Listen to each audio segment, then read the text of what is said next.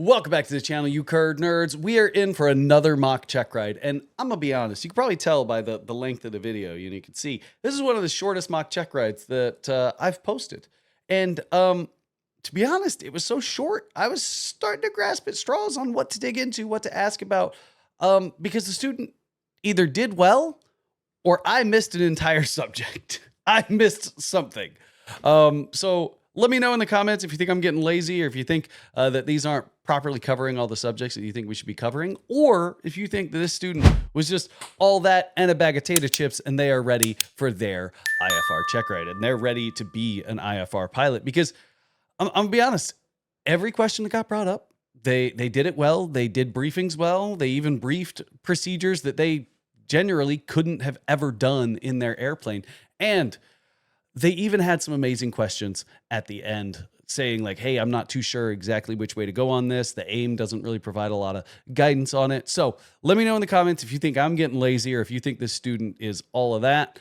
And if I'm getting some comments, right? I'm getting some comments saying there's too many ads, there's too many ads, there's too many ads. And let's be honest, it's got ads for a reason, right? They help support the channel. They help support, all of this production quality. They help support keeping the mock check rides fairly affordable. And they help support me to go to fly-ins, to come do meet and greets. They help support me to host fly-ins at my local airport. I've already hosted 2, all out of the money that's coming from, videos like this. So if you do want the content and you don't want the ads, members at any level do get the content for ad free. And I think I've got it at like $1 or something like that. So if you do want to watch the mock check rides without, ads every 5 minutes, there's options. And I'm doing my best to try and play this balancing game. So I apologize if it's a little too much, but again, it's really supporting the channel so that I can continue to bring y'all the educational and seaplane adventures that y'all look forward to. So let me know in the comments what you think, and let's get into this mock check ride.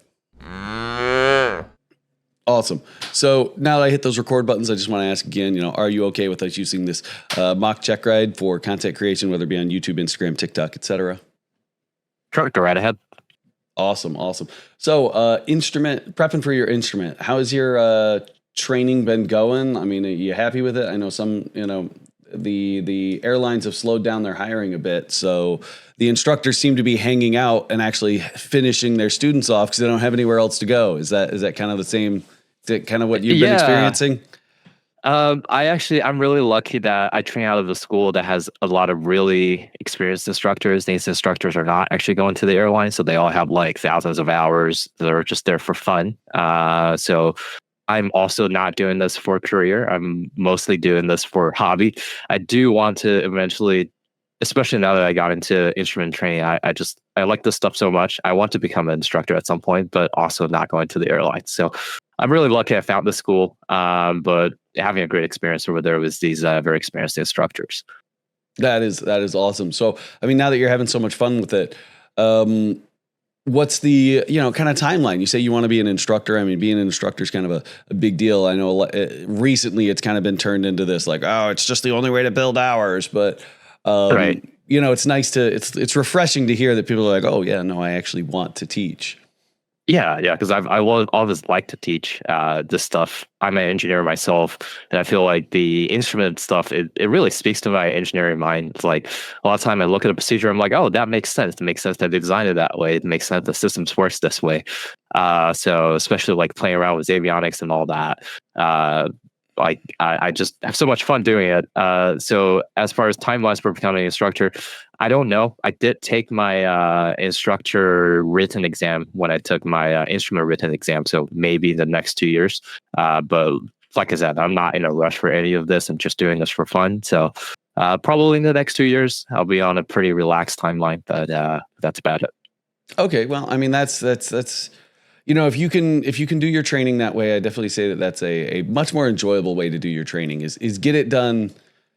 I don't want to say when you get around to it, but get it, get the training. Don't be focused on the timeline, right? Exactly. Yeah. Awesome. Well, with that in mind, you've already taken one check ride, right? So there's 3 possible outcomes: satisfactory, unsatisfactory, incomplete. Satisfactory just means you're consistently within the standards. Doesn't necessarily mean you don't momentarily fall outside the standards. Right. If you do fall outside the standards, stay outside of the standards, bust through minimums, stuff like that, lose situational awareness, and you're not able to recognize it and get yourself back into a safe situation, those would be things that would constitute a failure, right? Yeah, right. Incomplete, that would be things like weather, aircraft airworthiness, not things like, things you didn't notice, right? The example I use is I talked to a DPE a little while ago, and they had a student that they went to take off with the update screen still on the avionics. Oof. That's not great. So yeah, not great at all. Yeah, that's definitely not great. So obviously, right? The aircraft needs to have its avionics like function. It still had the black screens of like update in progress, and he's like, send it. Right. Like looked at the DPE like, let's go. It's in a rush. Awesome.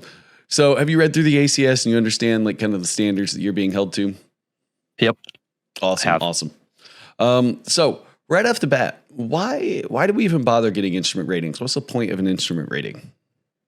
I think there are two broad categories. Right? One is to act as PIC on an instrument flight plan, and that includes many things like flying Class A airspace, for example, flying in less than VMC weather conditions. And also another category is night special VFR.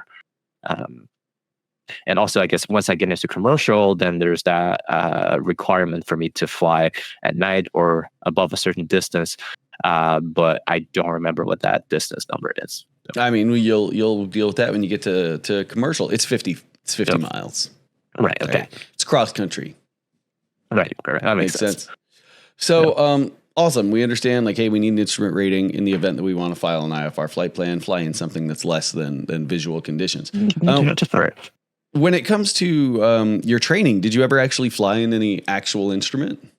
Yeah, I have about 4 hours of actual time. Very different than Foggle time. I just remember because I'm in the Northeast here around New York City area. And the first time I got into actual conditions, actually, it just barely warmed up from the winter, early spring kind of time. I just remember the moment we went into the clouds, I started seeing condensation appear on my windscreen. And I'm like, if this is like 2 weeks ago, this would have been bad. Water droplets immediately started forming on the window. But yeah. Sorry, I missed most of that because my phone was going off and my phone and headphones are connected. So I turned off my Bluetooth. Right. So I lost you right around when you said condensation started building up on the windscreen. Yeah, and I was like, if this is 2 weeks ago, this has been a very bad time. So because 2 weeks ago it was still below freezing. So yeah. Well, with that kind of in mind, I mean, we kind of, walked right into it. What kind of ice would you expect to actually start occurring if, like, let's say it was 10 degrees colder that day? Yeah, so I think I would expect to see clear ice because it was relatively warm, and that's the temperature for a clear ice. Awesome. Now let's say it dropped another, 15, 20 degrees, like it starts getting really cold. Like what might we experience there and how would you identify it? I would probably see rime ice, and that's kind of the milky sort of texture around the icing. Awesome. So you see how, as you kind of tell a story, it can kind of dig into other things. So let's say, awesome, pass your IFR check ride. What do you need to do to keep those IFR privileges? Yeah, so I would need to be maintaining my IFR proficiency. So that's, 6 in the past 6 calendar month, 6 approaches and track and nav, intercepted navigation course using of navigation systems as well as holding tasks. So. Okay, so you use the term maintain your instrument proficiency. Would you call that proficiency? Like, let's say that's all you did was 6 approaches in the last 6 months. That's more currency. Currency, recency of experience. What would you define as, like, how would you define proficiency when it comes to you and your instrument skills? Yeah, so I would say proficiency is me actually being good at what I do, right? So, for example, right now, because I'm in a training environment, I deliberately go seek out, for example, VOR approaches, these tricky approaches that you wouldn't normally fly, or these circling approaches, right? But let's say we fall out of the training environment. I haven't done this in a while. I would definitely not be comfortable with those approaches. I've definitely not be proficient with those approaches. So recency of experience is one, and then also just how much I've done it and how familiar I am with it. So. Okay, so I kind of got to ask, like, could you distill it down to a specific number of approaches within a specific time frame?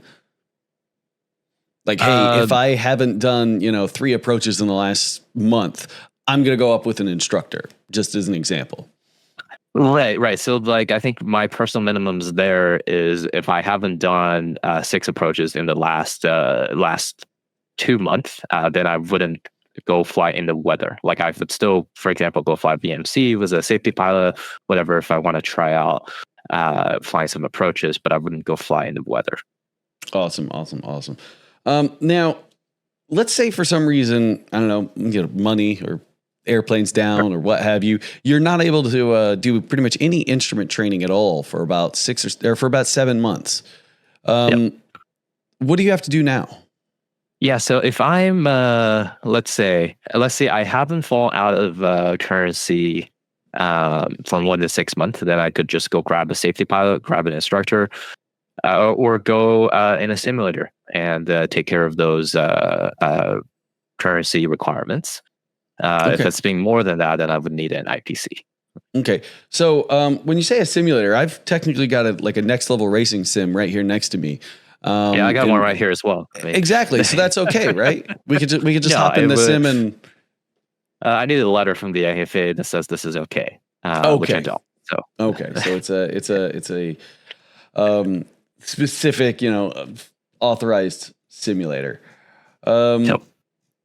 Awesome. I like that. Now, we've got your flight plan. Let me see if I can pull it up real quick. And let's go over, and I mean, just talk me through like what your plan was, why we designed the flight, why we designed it this way.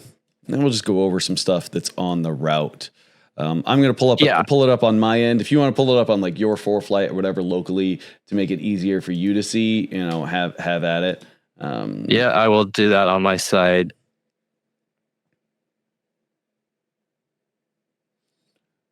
Yeah, okay, I have it up. So yeah, the way that I designed this flight plan is to keep me on airways as much as possible. So there are 2 types of airways on this. You have a couple of Tango airways and a couple of Victor airways. To some extent, this is not really necessary. Like, I would imagine we would be in radar environment this whole time, and then as we got closer to our destination, we might get direct to initial approach fix, things like that. This route also keeps us largely out of terrain. Not that there is a ton of terrain here to begin with. And then the initial fix code, that's a very common fix that we use when departing out of Caldwell Airport.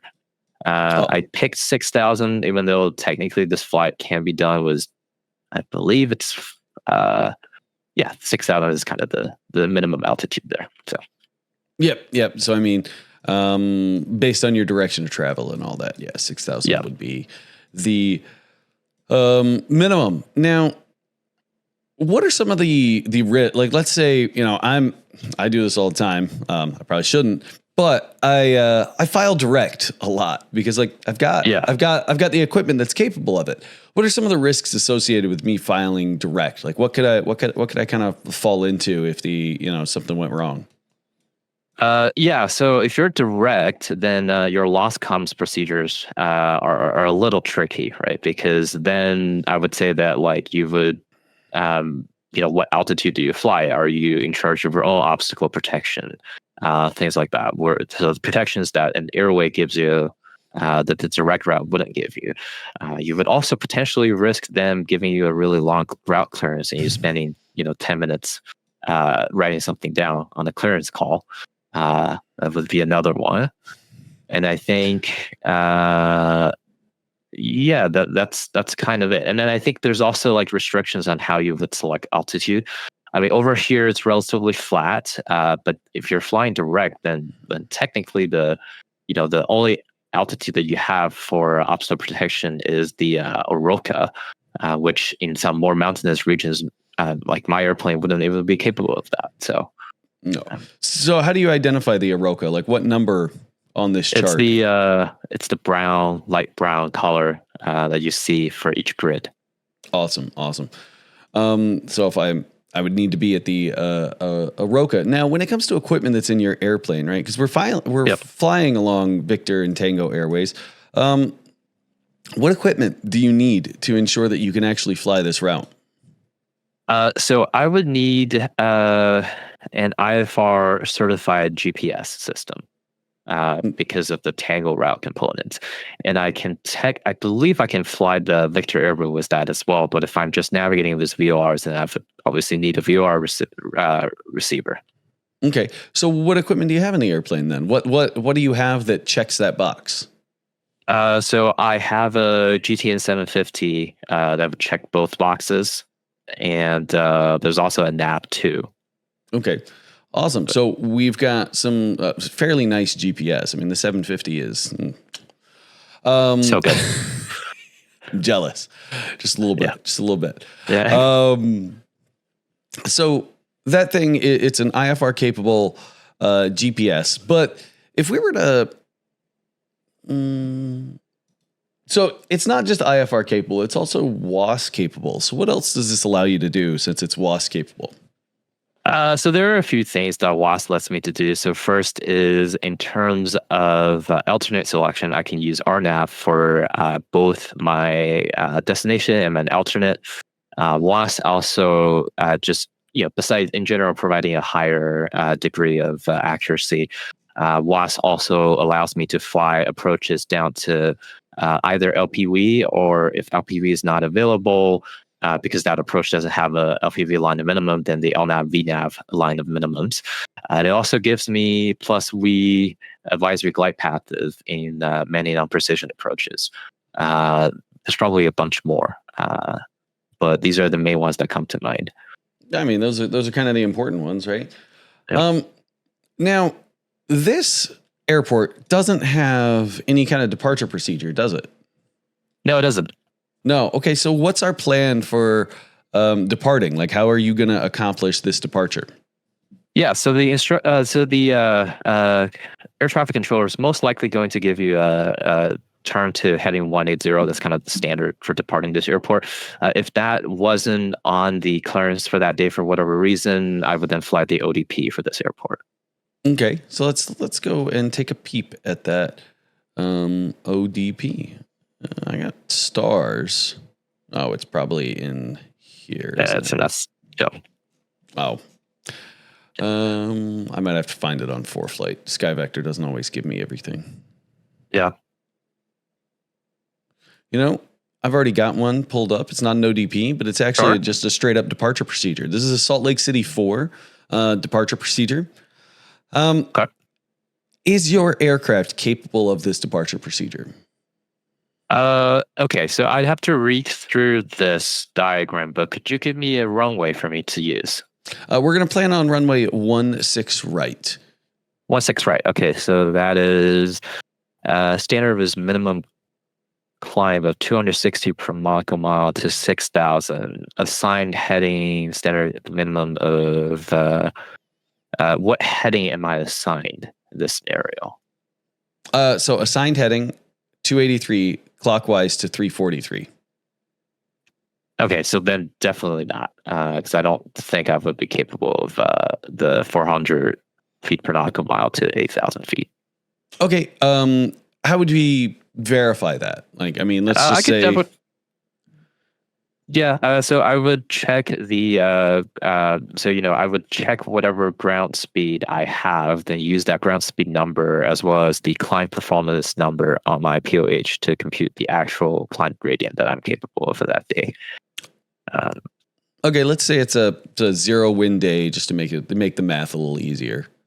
Right. So then it's just whatever let's say my lead Y, which is 74 knots.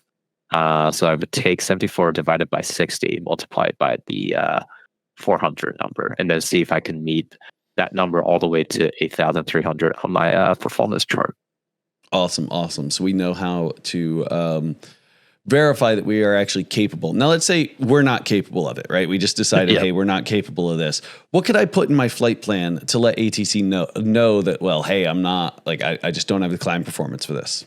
I can put in a no SID in my flight plan. No SID. Awesome. So I'm going to give you a craft clearance just to give us kind of a scenario on how to run through this. So let me know when you're ready. Yep. All right, to copy.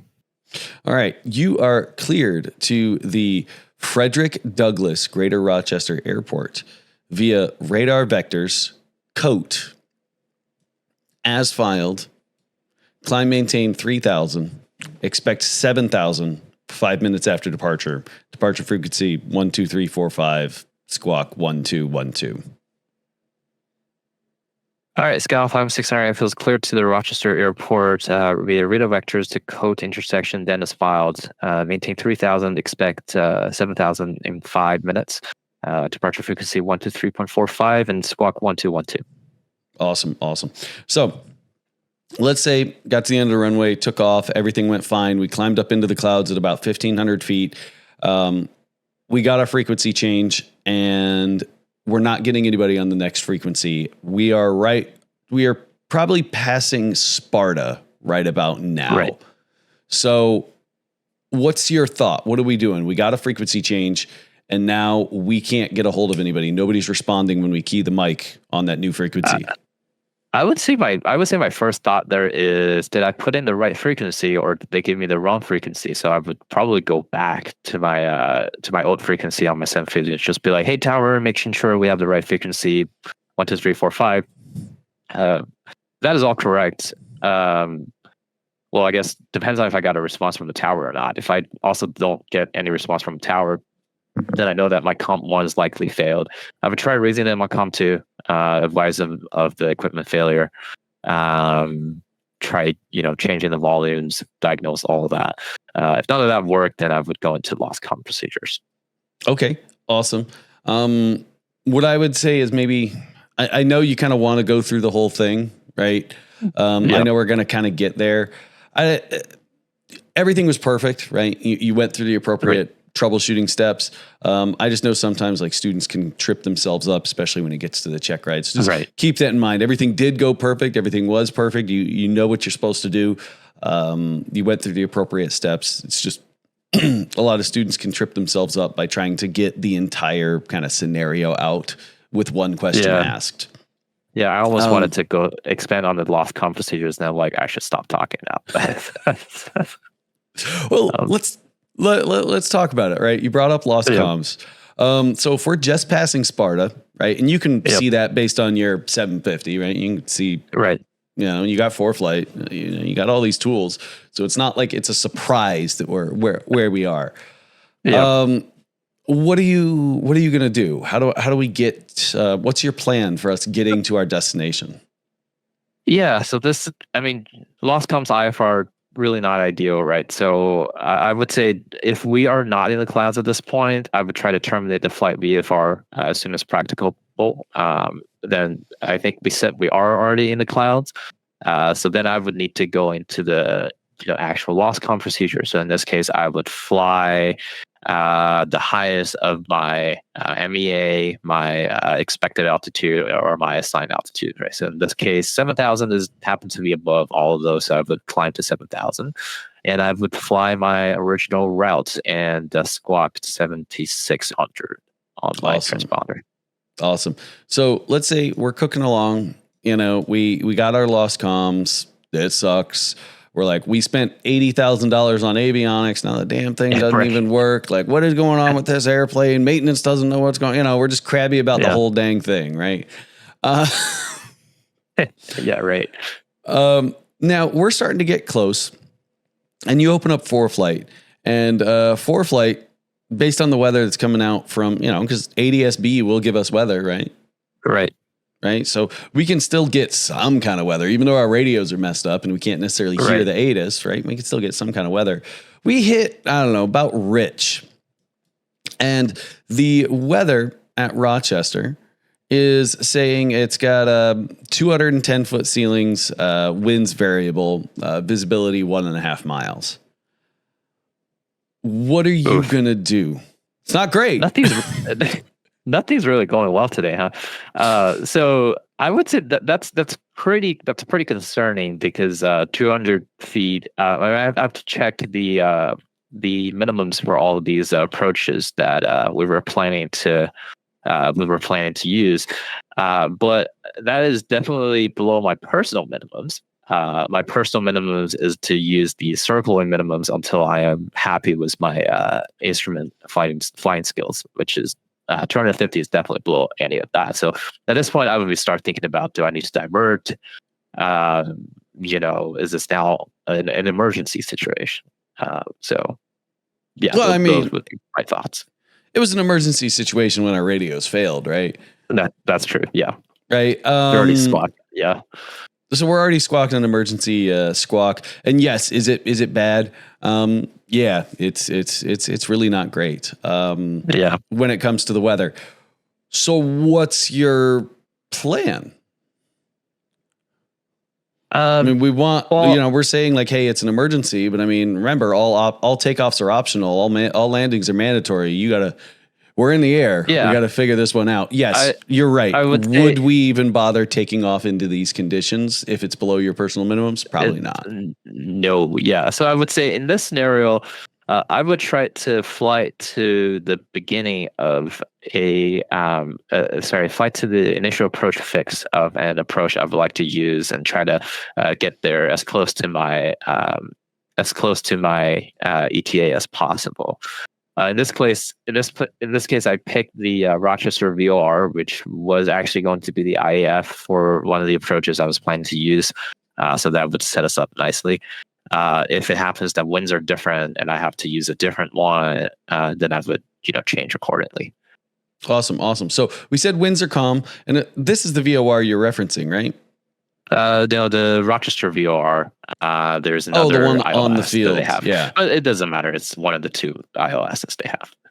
Okay, yeah. I mean, I was thinking because this VOR right here, I'm trying to see if am I missing the identifier somewhere? Where the hell is it?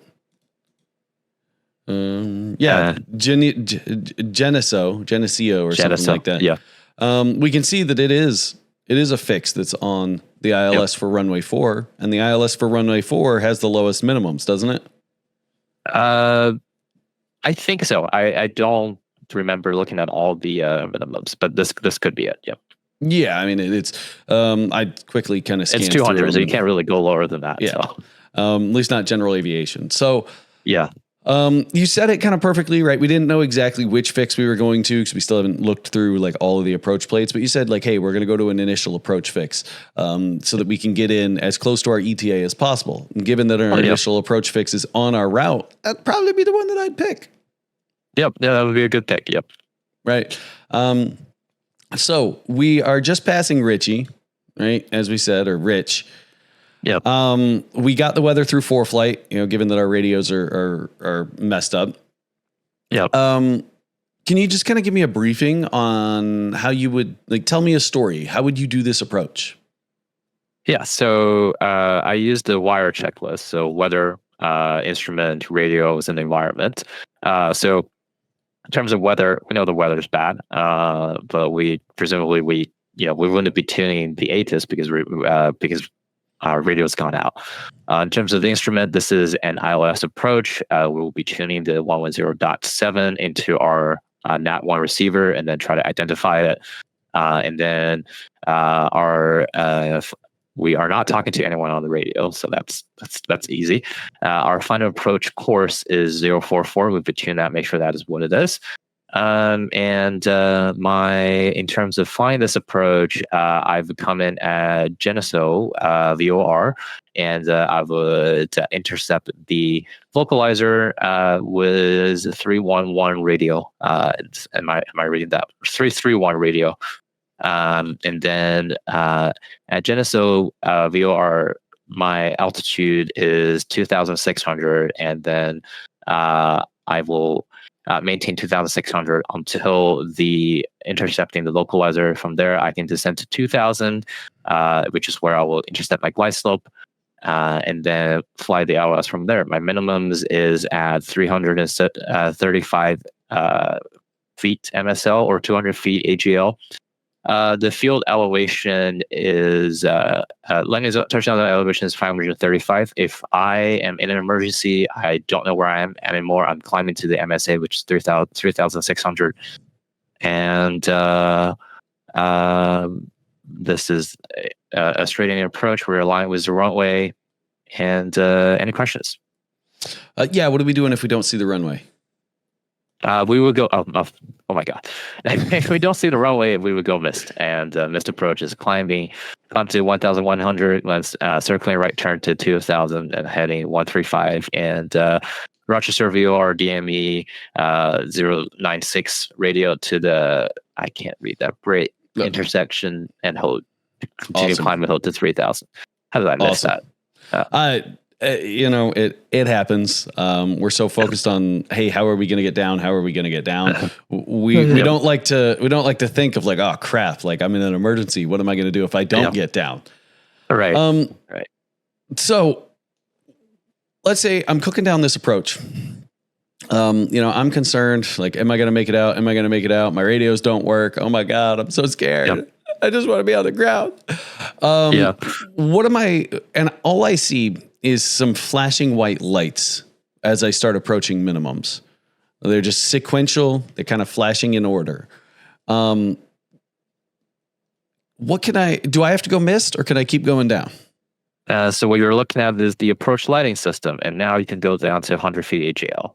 And depends on if you see the rest of the runway or not, then you make a decision as to whether you go mist or continue to land. Awesome. And I mean, it's not... I know at this airport, AGL and touchdown zone elevation are dang near the same. It's 100 feet above touchdown zone elevation, not 100 feet AGL, right? Right.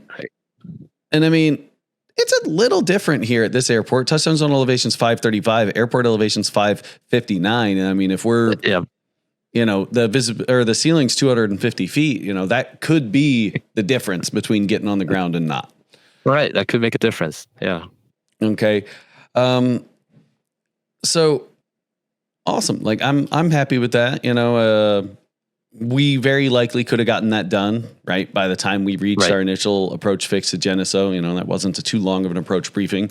We didn't just read it from top to bottom. That's what a lot of students do, is just read it from top to bottom. You told me a story of what our plan was. How are we going to do this? How are we going to get there? And I love it. Perfect. And we know what we're looking for on our way down. I'm happy with that. Now, have you ever done a star? I've done one in the simulator on Pilot Edge. They have a rating program that takes it to Las Vegas, where there's a star that a piston could fly. That was the one time I did it. Okay. That's actually pretty awesome. A lot of students, like, they don't use all the resources that are available to them to try and practice. I mean, you got Pilot Edge, you got, what's the other one? VATSIM. Right. Looking for this here, this one. Let's go and take a look at, I'm just coming over here to Williams Gateway. Because there's a star over here, and it's just, I'm familiar with it. So what I want to do is just, I'm going to pull it up. I don't know if do you have like ForeFlight or something that you can access? Yep. Just so it's a little easier for you to read it. Up. Yep. So we're going to be looking at the Hootie 1. Oh, I can't fly this. No, you can't at all. But let's pretend that we can. And we're approaching Zuni at, let's say, flight level 260. Okay. All right. Can you just give me a brief for this approach so that I know you can read the chart? Or let me. Yeah, we're approaching Zuni at flight level 300, so 30,000 feet. I just want to know, can you read this? Can you brief it? Do you understand what the chart is trying to tell you to do? So give me a briefing for this if we're approaching Zuni at 300. Yeah, so I would say when we're approaching the Zuni, then depend on if the controllers gave us a descent via or fly the star, I would choose to either just keep flying my assigned altitude or descent to flight level 200. From there to Carzo to Michi, and then to Crest, I have to be at or below flight level 280. At Hunty, I have to be at or below flight level 200 and be exactly 217 knots. And from there, it's that textual description, block of text. Oh, that, sorry. We could read. Yeah, so I mean, then we've got Hootie and on track checker, all the other altitudes. All right, not bad, not bad, awesome. So you know how to read a chart, or you know how to read a star, you know how to read a SID, you know how to read an approach plate, you know how to handle lost comms. What's this little green MON? Yeah, so MON is a minimum operational network. I might miss what the O is, but essentially what it is it's the backup to GPS failing, widespread GPS failure. The idea is there would be an airport or navs within some distance of all of the entire United States where airplanes equipped with VOR or IOSs could still land without GPS. Awesome. Yep. That's effectively it. Minimum operational network effectively is, hey, we can, I think it's 100 miles. Right. You should always be within 100 miles of a functioning VOR that could get you to an airport that has an approach based on ground-based nav aids. So we looked at a couple different VORs as we've kind of been going along. We haven't seen one that looks like this. What's this one? Yeah, so that's a mandatory reporting point when I'm outside of a radar environment. Awesome. We understand that. We understand our crossing we understand our route altitudes. Let's see if we can find a couple other things in your area. What's this little flag with the X? So that means there's a crossing restriction. And I can't see it on this screen right now. It's probably somewhere else. But it would tell us the MCA Victor 29. If I'm going northbound on Victor 29, then I have to be at 4,400 at this point. Awesome. You know, I definitely say based on your ability to read a chart, read an approach plate, I'm happy with where you're at. Let's talk about, and I mean, given that you're an engineer, I'm probably gonna. You know, you're probably going to know a lot more about like the functionings and inner workings of a lot of these nav aids and sources. But given that we, we're following Victor Airways, we have the option to use a VOR. Can you tell me just kind of how a VOR works? Yeah, so a VOR essentially works by sending out two signals that are out of phase with each other. And you would be able to detect your radio from the VOR by essentially comparing the phases of the two signals. Awesome. Is there any limitations associated with the VOR?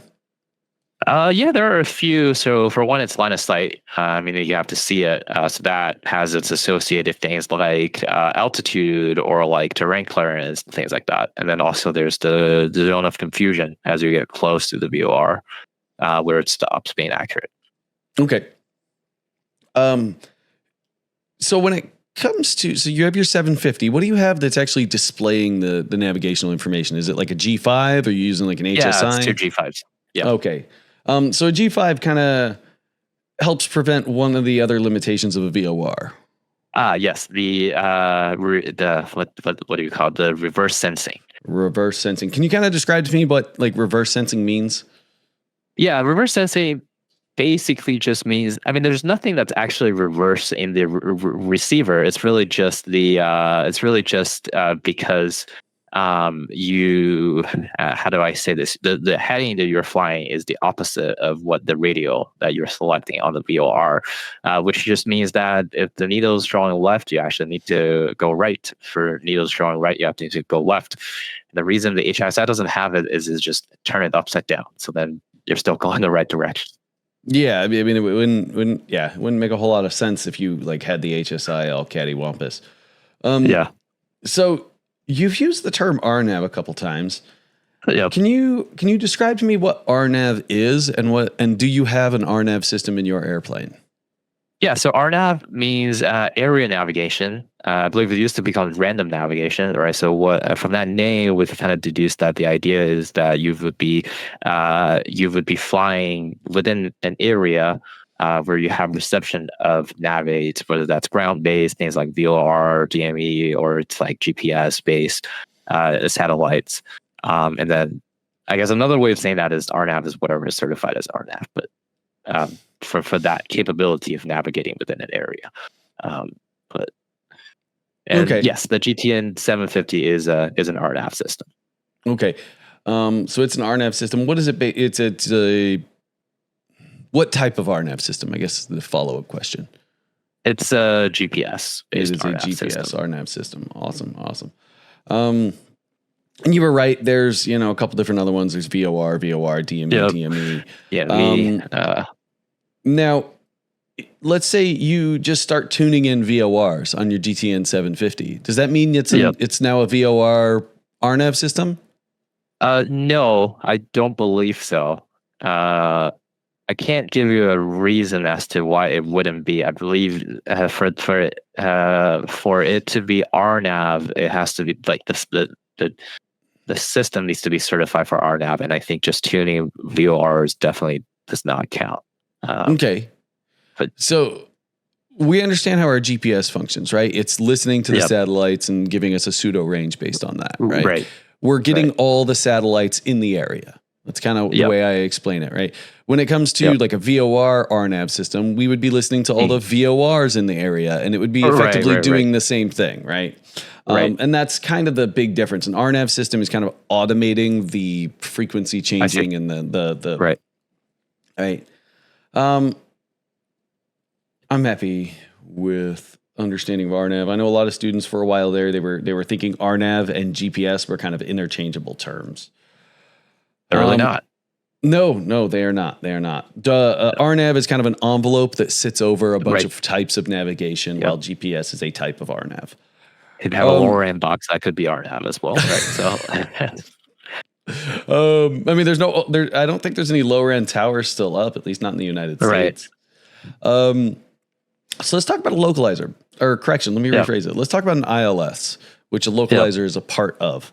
What are the other two big, can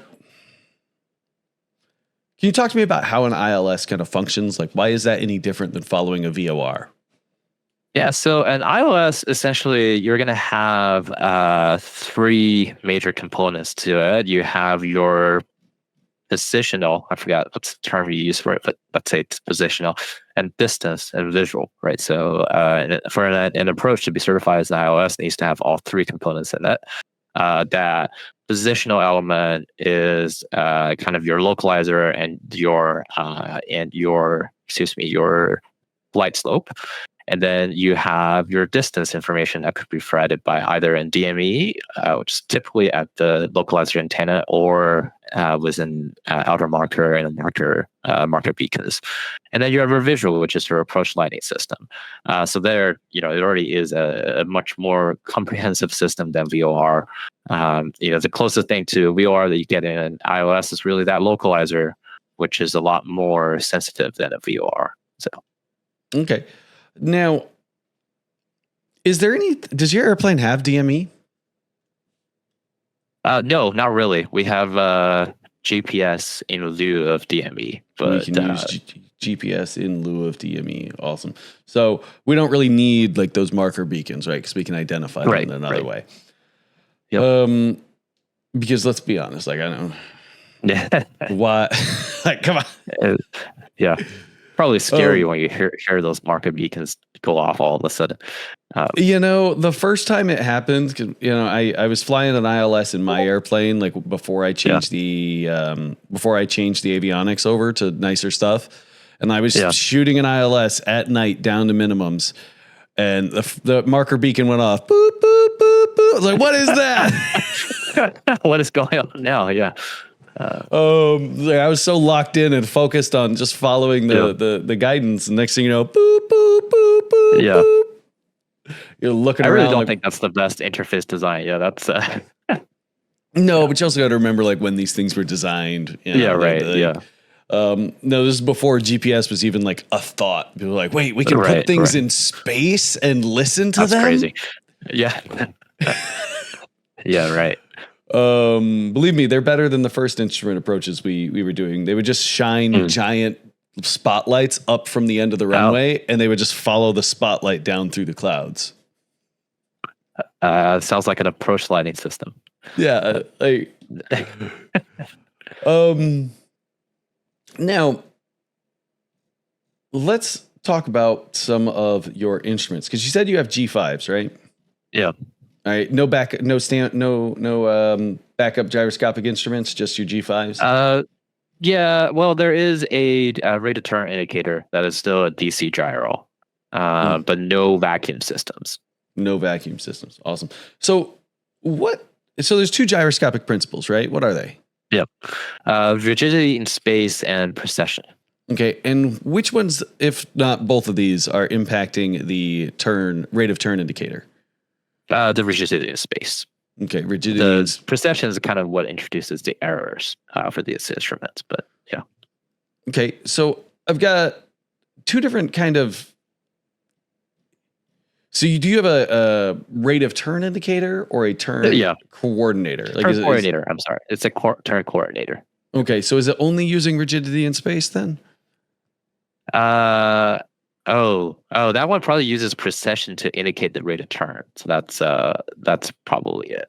Yep, right. Because if we have just a regular old turn and slip indicator, right? Do you know how to identify the difference between the two of them?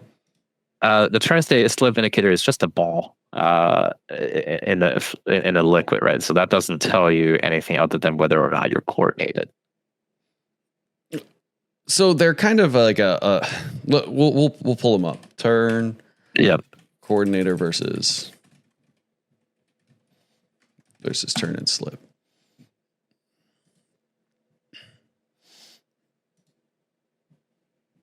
All right, and I think this is a picture out of the airplane flying. It's either the instrument flying handbook or the pilot's handbook for aeronautical knowledge. Right. So right over here, we've got our turn coordinator. Have you seen this picture before?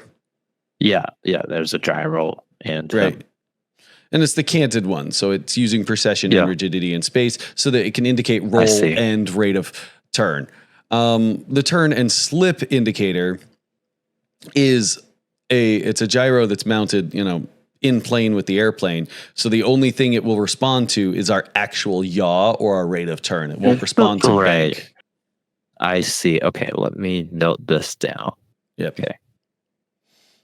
Okay. And from you looking at the instruments inside the cockpit, the way that you could tell the difference is a turn coordinator will always have an artificial airplane. A turn and slip indicator will always have the bar and doghouse. Right. Does that make sense? What I mean by bar and doghouse? Bar and doghouse. That makes sense. Okay. All right. But you still have to have your, let me ask you, since, you're the pilot in command, if you've got your G5s, right? They'll provide you airspeed, altitude, vertical speed. So let's say you get out to the airplane and your mechanical airspeed indicators you're sitting on the ground, the mechanical airspeed indicator showing that you're doing 200 knots. Is this airplane airworthy? Well, I think the full answer is I have to go through the whole 91-213 list to give you an answer, but I'll tell you it's probably not, because the G5s are not certified for primary pedostatic functions. So solid. Yeah. Awesome. So I'm glad that you recognize, like, hey, I need to go look through 91205, go through that whole process.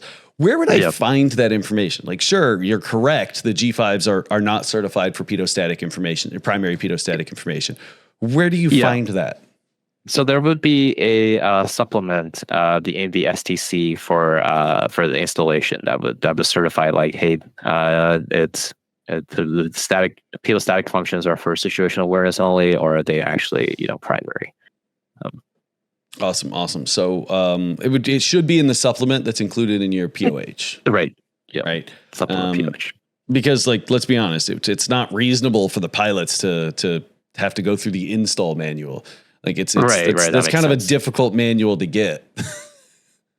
Yeah. It's a big one too, I think. Oh yeah, it's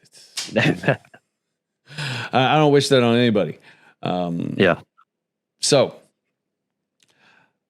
let's talk about your pedostatic instrumentation then, since you've still got the old ones. Can you break down how the airspeed indicator works? Yeah, so your pedostatic instrumentation kind of works by measuring two pressures. Yeah, you have the static pressure that's measured by the static port, and then you have the dynamic pressure that's measured by your pedo tube by measuring the pressure that is received in the pedo tube. Your airspeed indicator essentially works by giving you the difference between the dynamic and static pressure, and that's really what it measures. Yeah, not bad. So if my static port was to get plugged, what might, let's say miraculously, somehow, only the static port in the back of the airspeed indicator was plugged. The rest of the static system somehow didn't get plugged up. Okay. All right. How would this impact our airspeed indicator? So because only your static port is plugged, then it really only affects our static pressure, right? So if you're in a level flight, then actually it's fine. The airspeed indicator will still be accurate. If you're somehow climbing, then that would indicate a lower than, that would indicate, you have to do that math. That would indicate a lower than, I think it's lower than your actual flight speed, airspeed. If you're descending, it would indicate a higher than your actual flight speed. Okay. So let's say somehow this happened, right? And we're trusting our instruments for our descent. And then you hear the stall horn go off during your descent. I would probably want to disregard that right now because as the static pressure. Yeah, I'm measuring a lower difference, but actually my actual airspeed should be fine. I can correlate that with sort of some of the other senses, like whether the airplane is buffeting or like my RPM setting, my descent rate, because my other static port is still working, things like that. But it's not a great situation. I mean, I can turn on alternate air. I guess I should have said that. But alternate air is a great option. Yep. Some airplanes don't have it, So yeah, my airplane doesn't have it. Oh, really? Oh, wait a minute. Yeah, it does. Never mind. I'm a liar. Okay. It's just the switch is in a really weird place, so it's not like right there in front of you. So I was like, wait a minute, do I have? Or it could break the glass, right? Yeah. No, don't do that. Don't do that. Yeah, right. Those things are expensive, by the way. Also, great way to turn an airplane emergency into a personal emergency as well. Yeah. So if I'm gonna be honest, when it comes to your instrument knowledge, I'm fairly happy with you're ready at that point. So I mean, really, the only other thing we've got is weather, unless there was something else specific that you're struggling with, you're not sure, you don't have a full grasp on before we really start just digging into weather. I mean, let's do it. Well, awesome. I'm sure I might have other questions as I come up, but let's do it. Awesome. Let's talk about thunderstorms to begin with, right? Beforehand, if there's any kind of moisture, any kind of visibility concerns, we're just going to stay on the ground. But now that we're an instrument pilot, yep, we could definitely end up a little closer to thunderstorms. So what are the three big things that I need to be looking out for a thunderstorm to happen? Yeah, so you'll be looking for unstable atmosphere, moisture, and then lifting action. Yep. Unstable atmosphere, moisture, and some kind of lifting action. What are the 3 different life cycles with Thunderstorm, and how might you identify them, like if we're looking out from the cockpit? Yeah, so you have your cumulus stage, which is just cumulus clouds. That's kind of very easy to identify. And then you have your mature stage, and this is when precipitation starts to form. And sometimes there's an anvil top associated with it if there's a ton of lift. And then you have the dissipating stage. And I actually don't remember how to identify this stage, but it's characterized by strong downdrafts. The cell is kind of dying out, okay. Right? I can't really see it. Yeah, if you're in the clouds, there's not really a whole lot you can see, right? You could see kind of, right. You could listen to the ATIS. The ATIS might say things like low level wind shear, wind shift, right. stuff like that. Now, we talked about ice already. Ice, pretty straightforward, right? But what about fog? Can you tell me a couple different types of fog? Yeah, so fog, I mean, it's just a cloud that's low to the ground, right? That's really more or less what it is. So the way to form fog would be either you add moisture to atmosphere so that it reaches its saturation point, or you cool the air to the dew point so that it starts oh my God, forget that word. It turns into water droplets. So then you have an advection fog, and then you have your things like upslope fog, you have your rain fog, you have your steam fog, and then there's I think I'm forgetting one. Yeah, I'm forgetting one, but I can't remember what that one was. Ice fog might be the one that you're thinking ice of. Fog, I see. Yeah, that's the one. Yeah, ice fog. Can you tell me how upslope fog happens?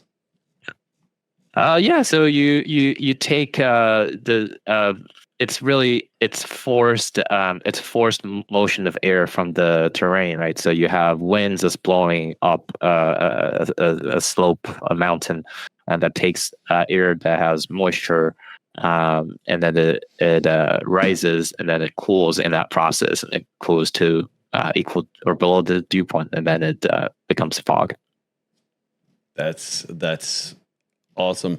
Let's get into some aviation weather sources. And again, I know you should probably be able to read these. You've been at this, a while. But let's look at the prog chart. So right off the bat, just give me what would direct you to go look at a prog chart? So I would say prog chart is where I get my big picture information about weather as to like what's going on in the general area. So, and also I guess it's probably the weather project was the longest time out in the future. So I'm looking at something like next week. I'll probably use prog chart. But is that what you were looking for? Or no, that is just fine. So what is this blue line with the spikes on it identifying? That's a cold front. Okay. What might we experience on like the leading edge of a cold front? Like what might happen right here in the front of a cold front, maybe just right along it? Yeah, so it's like very strong lifts, right? So you might have a line of thunderstorms over there. Lots of like shower precipitation, and then like unstable air. Awesome. So, right. Pretty much exactly what we would expect, where we would expect thunderstorms to happen. Yeah. Weather's been garbage here recently. Yeah, it has really. It's so disappointing. I had so many plans for this week, and now I'm stuck on the ground. I had the whole airline experience. We taxied to the runway, whole short for an hour, returned to the gate because we just couldn't get a clearance. Like you as like you trying to file GA? Yeah. Because we're over here at Caldwell. We're kind of between Morristown and Teterboro, and those two always have priority over us. And so that's what happens. I sat on the ground for like an hour. I'm like, let's fight another day. And I caught it off.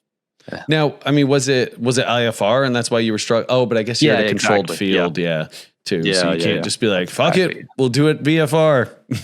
Yeah. Well, this was also a low IFR day, so not low Oh, IFR, but pretty low minimums, low clouds on that day. okay.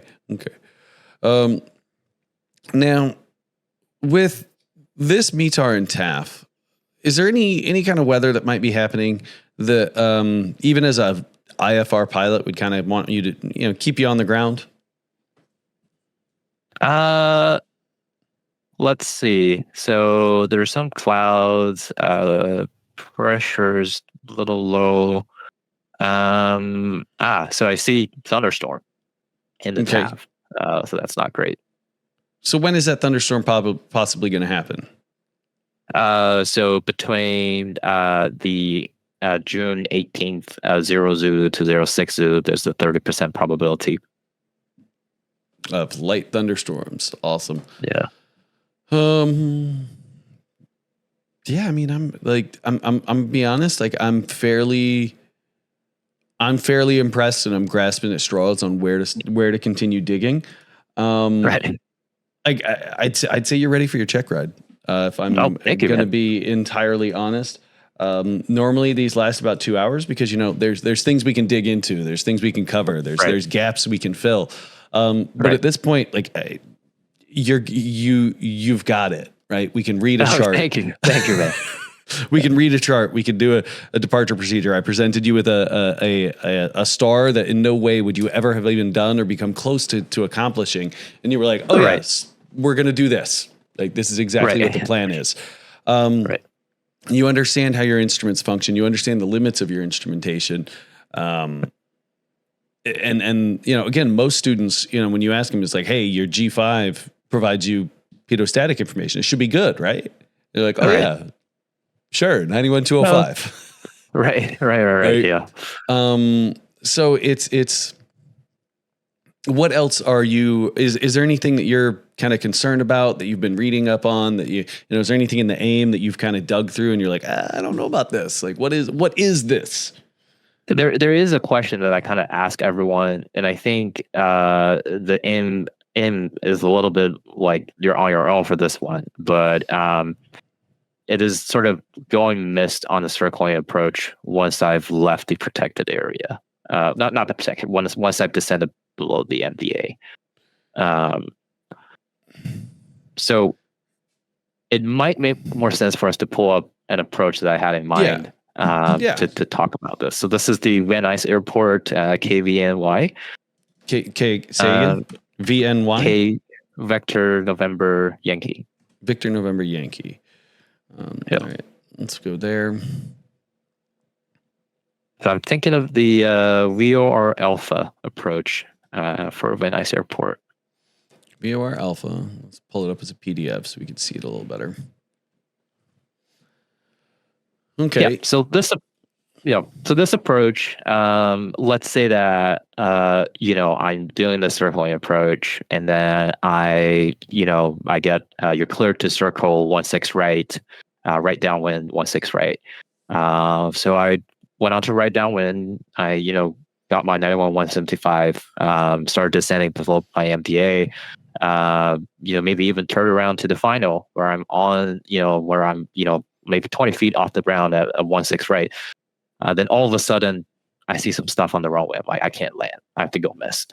So how do I go missed from that point? There's like, I know the end basically says you're on your own for getting back to protected area. Then you execute the missed approach from there. But what would you do in this scenario? So in this scenario, if I went around because there was something on the runway, like it really matters, like what is on the runway. Was it an animal that's going to go away? You're right. To be honest, I'm gonna go back into the circling pattern. Right. I can stay within what is it, category A? I can stay within 1.3 miles of both ends of the runway. A. Right. Yep. I'm gonna enter a low pattern. Right. Now, if it's a downed airplane that's going to be on the runway for an extended period of time. Yeah. I think even then I'm going to re-enter the pattern because I know I'm still within the protected area. and I'm just going to be Right. climbing through the pattern in this scenario until I reach, that until I reach that, generally MTA. where I would have broken off anyway, or the MSA. Right. Right. That makes sense. If I climb circling above the runway, I'm going to end up in the soup eventually, so I can't technically stay above the runway. But in this situation, I would probably climb up until I re-intercepted the nav aid that would take me outbound on the missed approach. Right. So in this, if we look at the missed approach instruction, it says climbing right turn to intercept that radio. But in this scenario, like I wouldn't actually be doing a right turn like that. That wouldn't make sense. That takes me away from the radio. So you said we're entering the... it's the 101 radio from the VOR. So my thought on what the plan was for this one was we're going to break off from the approach, effectively enter. I mean, it seems like the approach is taking you right there to a right base for 1-6 right. So if I have to go missed, I'm probably, let me just grab a marker so we can make sure. I'm going to probably make a right turn, enter the downwind. Oh, just enter into the downwind. Then I see. That makes sense. Because that keeps me in the protected area of 1.3 miles from each end of the runway. Right. It's a pattern. So I'm familiar with this environment, and it's sending me right back to the nav aid. That's right. So that actually sets you up nicely back to the missed approach point. And this, I guess the concern here would be it is a bit lower than your pattern altitude. But in this case, that's kind of the best option we have. Yeah, it's lower than my pattern altitude, but again, most circling approaches are lower than my pattern altitude, because if that's right. If it was to pattern altitude, then I would just go fly the visual, pattern. Right. I would get cleared for the visual approach. So, I know that kind of is like, okay, well, that means we got to make some kind of custom, plan in the event of every missed approach, because there's what's the Scottsdale Airport? SCT, I think. Oh, come on. KSC. Come on. KSCT? No, it's not that. We'll just go back to Williams Gateway, because I know where Scottsdale is from Williams Gateway. There it is. Because Scottsdale has a VOR alpha, right? So, VOR DME alpha. So with this one, what would I do? In the event that I have to go miss. This one's a little bit more complicated. I also have some obstacles out there. Right. But again, as long as I stay within 1.3 miles of the airport, or of the both ends of the runway for our category. So I think in this situation, let's say I'm circling for runway 21. Right. We can see where it's going to spit us out. Right. So I'm going to circle for 21. Yeah. And then let's say I got to go missed. Well, that's going to send me back to the nav aid. To the radio. Yeah. That makes sense. Okay. So it's kind of one of those things that you have to brief, even though it's like, what's my actual missed approach versus what does the chart say? Kind of thing. Right. So, as airline pilots, we don't really deal with this very often, because most of the time we're not even authorized to do circling approaches. Right. I would not be comfortable doing a circling approach out there by myself in the weather. That sounds like a recipe for disaster. I've done them general aviation, and it's a little nerve wracking, because you're like, I'm in a 400-foot pattern. Like, yeah. The problem where a lot of students get into trouble is they try to fly a normal pattern. Right. So they're like, okay, I'm gonna beam the numbers, reduce power 1600, flaps 1. Okay, 45 off the downwind. I'm gonna, and then they end up on final at 50 feet off the ground, and the runway's still a mile away. Yeah. That would not be great. No. So that's where a lot of students do run into problems, is they try to fly a normal pattern when they're doing circling. But it's really just come up with a plan, right? It's going to be part of your briefing. If you plan on circling, because nobody ever gets down to minimums and goes, oh, okay, I'm circling now. Right. Yeah. Right. We're going to get the weather, 30 minutes ago. and we're going to say, okay, well, weather lines up with runway 21. So we're planning on circling for 21. This is going to make the mist a little different than what's on the plate. So if I do have to go mist off of the final, I'm going to climb straight out, intercept the radial that's going to take me straight back to the nav aid. Yep, that makes sense. So essentially the idea here would be to brief what I would do in each scenario. If I go mist before the mist approach point, then it's just a standard mist approach procedures. If I'm somewhere else, then come up with a plan and brief it. Exactly. Right. And it's most of these approach procedures and mist approach, they're kind of built with that 1.3 miles in mind, right? Because I could go mist anywhere over here and I could still just make that left turn because I'm still within that protected I'm trying to draw that stupid area. Little protected shape. Yeah, right. I could sit here and do steep turns in the protected area and not be at risk of hitting something. Of course, that's not the recommendation, but yeah, but does that make sense? Yeah, that makes sense. There was another one a student brought up to me, and I don't have the plate right in front of me because let me see if I can find it actually. Let's pull that over here. There was one because like the missed approach dropped them, or not the missed approach, but the circling dropped them at like 1,700 feet AGL. Yeah. And I know I was just saying like, I was just saying like, well, if the circling was, pattern altitude, why wouldn't you just fly a pattern? It's because like visibility was only like, it was barely enough visibility for the missed approach. I'm trying to find. We have one around here that it's not even a circling approach. It's a straight aim that drops you more or less at the pattern altitude. But and I mean that's not uncommon. Circling is bananas. Circling mins are 2120 feet above the airport with the missed approach at the runway. What do I do if I break out at minimums near the approach? Do I fly the pattern twice? Yeah, that's what it was. That's what they asked. Let me see. Right. Did they give me a... They never told me which approach it was. But effectively, this was... Oh, no, that's not the one I want. But this is what was presented as like the solution to that problem, right? Pattern A can be flown to the final approach course, intersects 90-degree angles, stays in sight. Pretty much a basic pattern. But if the circle of the runway becomes visible too late to fly a pattern, just do this. Keep flying over the airport until you're low enough to get down, right? But even in your scenario of the VOR of this one, right? Right. We've got 1.3 miles, which isn't really a lot, to drop down another 200 feet. Drop down that 200 feet as soon as possible so that you can see the runway. And if you make visual contact, just continue your descent, right? Right. Yep. It becomes as normal a maneuver as possible at that point. Exactly. Right. So it's a great question, though. Like, what do we do if we go missed on a circling approach past the missed approach point? Brief it, figure it out, right? That's kind of the whole point of a briefing. That's why we do. That's why briefings shouldn't just be a verbatim read of the chart. That is the plate. Yep.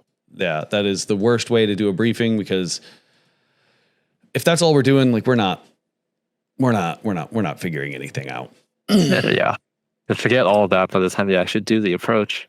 So. Exactly. So since we were talking about a couple VOR approaches or approaches that don't necessarily line up with the runway, why are they getting what's the limiting factor that it is getting designated a VOR alpha versus a VOR 17? Yeah, so I believe this is it's one of two reasons. Either the approach does not line up with the runway by more than 30 degrees, or if it requires a steep descent, and I don't remember what that threshold is for what's a steep descent. But it's a steep descent. Yeah, I forget what the threshold is for a steep descent, but I think it's, things like obstacles that would require. Yeah, I don't remember how they define it either. But I am, to be honest, genuinely excited for you to go get your instrument rating, because you're gonna be fine. Right. Thank you. We covered everything that I would see as appropriate. I mean, if I'm going to be honest, these were questions, we were digging into stuff that I was asked on an airline interview about approach plates and whatnot. So right. You're going to be just fine. I don't know if you were nervous, like over preparing or anything like that. Obviously this doesn't mean I am like, nervous. Yeah. Did your first check ride go well? I mean, I'm assuming your private pilot went well, right? It went pretty well, yeah. So I showed up was a tapped POH. Then the DP was like, "Wow, I love you." But yeah, awesome. Just make sure the aircraft is actually airworthy for IFR flight. So, what are some of those things that need to get done for that airplane to ensure that it's legal to operate in IFR conditions when it comes to maintenance and checks?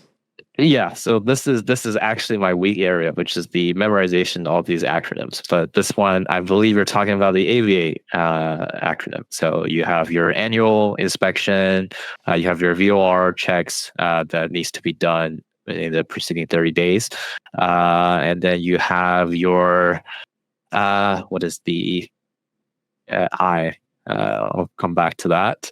You have your altimeter check, and then you have your the I is 100-hour inspection. If this is for hire, and the T is transponder, and E is my ELT. I think that's it. Okay. So how often does your altimeter and pitot-static system need to be checked? Every 24 calendar months. Every 24 calendar months. Can you do a VOR check?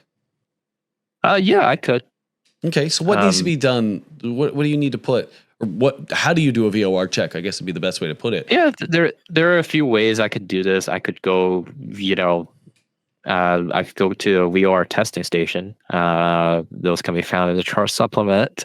Or I could go to one of the designated checkpoints, whether it's ground or air-based, or I could just tune both of my VORs to the same VOR station and see if they're within 4 degrees off of each other. And this would be the worst one because they could be, off the same amount and I wouldn't know. So. Yeah, they could both be fucked. Yeah, exactly. As long as they're fucked the same way. That's exactly right. As long as they line up cattywampus together. No, I all right, awesome. So we know. How would you identify the VOR test point on the ground? What does it look like? I have no idea. I've never seen one. Oh, really? They don't have one at your airport? No. I just want to make sure I get a picture of one to make sure I'm not blowing smoke. This is what they look like. Oh. Yeah. The arrow points at the VOR. Oh, that's cool. I've never seen that. Yeah. So I don't know if your airport has one. I didn't bother to look. But that's what they look like. So you would pull your airplane up, line it up with the light, with the the arrow, and there should be a sign right out in front of you that tells you what frequency and what it should read. Right. It'll say things like, to be honest, I think this is actually what it'll look like. This is what the sign will look like. VOR frequency, what radial, how many miles. That makes sense. Right. And if it's off. Right. See, here's another sign. And if it's off, well, you would note how far it's off. Found something you didn't know. Yeah, I have not seen this before. That's cool. Yeah, I mean, it's I would say that's the safest place to do them, right? Because you're on the ground. Yep. If things are wrong, you can go straight back and be like, I can't take this airplane, right? Yeah. Now that you can do a VOR check. Yeah, no, I mean, other than that, do you know how often or when was the last time that thing actually had a VOR check? I know a lot of people forget. I'd have to check the folder of the airplane. I don't remember what was the date. Okay. But yeah. All right. Now, and you're using a school's airplane, so 100-hour inspections required. Yeah, I mean, at this point, I'd say you're squared away. I wouldn't be too concerned. You don't have any of the weird navigation sources. Like some airplanes still have like ADFs in them, and they're like, okay, well, tell me about how an ADF works since you have one. Well, we do have bearing pointers on the G5s, and I love those. So that was useful. Yes. I'm trying to remember how to. Oh, I remember, because the bearing pointers point at a nav aid. You can't use a bearing pointer for a GPS waypoint. And it's very useful, like flying a VOR approach. Of course, what the DPA wants is the way I'll fly it. But like if I'm flying it in real life, I'm staying on GPS the whole time. I'm turning on bearing pointer to see where the VOR is. But yeah. Okay, well, with that in mind, having GPS overlay for situational awareness is one thing. Does a bearing pointer count as having the nav aid presented to you? Yeah, I think so. Right? It does. It does, because not every aircraft has a CDI. A bearing pointer is a completely appropriate way to fly a VOR approach. I think I'd have the CDI up. Because the bearing pointers second. Yeah. Oh yeah, because you've got two. Yeah. Sorry, my G5s are set up GPS only, so I'm forgetting that you can have like multiple different colors and whatnot on it. That is a nice airplane. Is it? And it's the school's, not yours, right? It's the school. It's not mine. No, it actually it has a parachute as well for a 172, which is kind of crazy, but. Like they installed a ballistic rescue chute, like a BRS system that is in correct. a 172? That is correct, yes. I didn't even realize. If you look at the weight and balance, I sent you, that thing's crazy aft for that reason. Yeah, I saw the weight and balance. I was like, that's a little heavy for a 172. Like, did I gain that much weight? Like, no, it's not you. It's the airplane. BRS is... Unless the wings snap off, like, come on, why are we? Right, exactly. The Cirrus got a BRS because it can't recover from a spin. Right. Same thing with, if you get a 172 into a spin bad enough that you need a BRS, like you should have never left the ground, man. Yeah, right. It's the only one in their fleet that has it.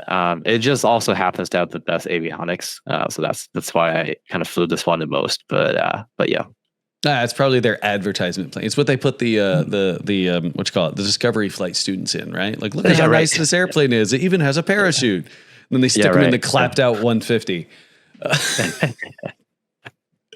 But no, if I'm going to be honest, again, as I said, you're ready for your IFR check ride. I wouldn't be at all concerned about you passing. If you're my student, I'd sign you off, and I'm kind of a dick. So, okay, thank you. That's good. I'll take that as a compliment. I have 2 weeks to go, so I'll go over some of the materials more. But very glad to hear that. Yeah, no, yeah, I can't come up with anything else. I've gone through my entire notes to try to find stuff. So unless you don't have any questions for me, enjoy the rest of your day. You can always reach out if you run into something that you're not fully understanding. The Discord is still there for us all to, talk and communicate and whatnot to ensure that we're all, learning together kind of thing. There's like 10 other CFIs in there as well. So if I'm not available, somebody is available to kind of answer your question if you run into something. That's awesome. I'll make sure I take advantage of that. Awesome. We do have a check ride gouge section as well. So when you do pass your check ride, come and tell us about it. All right, so we all can get better together, because I try to base these off of what's actually happening out there. Right. I've applied to be a DPE. The FAA is going to probably respond at 6 to 9 business months. I was going to say 6 years, but yeah. So, but again, I don't get the fun emails that DPEs get saying, "Hey, we need to focus on this." So if y'all come back and tell me what's actually happening out there. I can make these better. Yeah, will do. Awesome. Well, you enjoy the rest of your day, man. All right. Thank you. You too. Have a good one. Bye.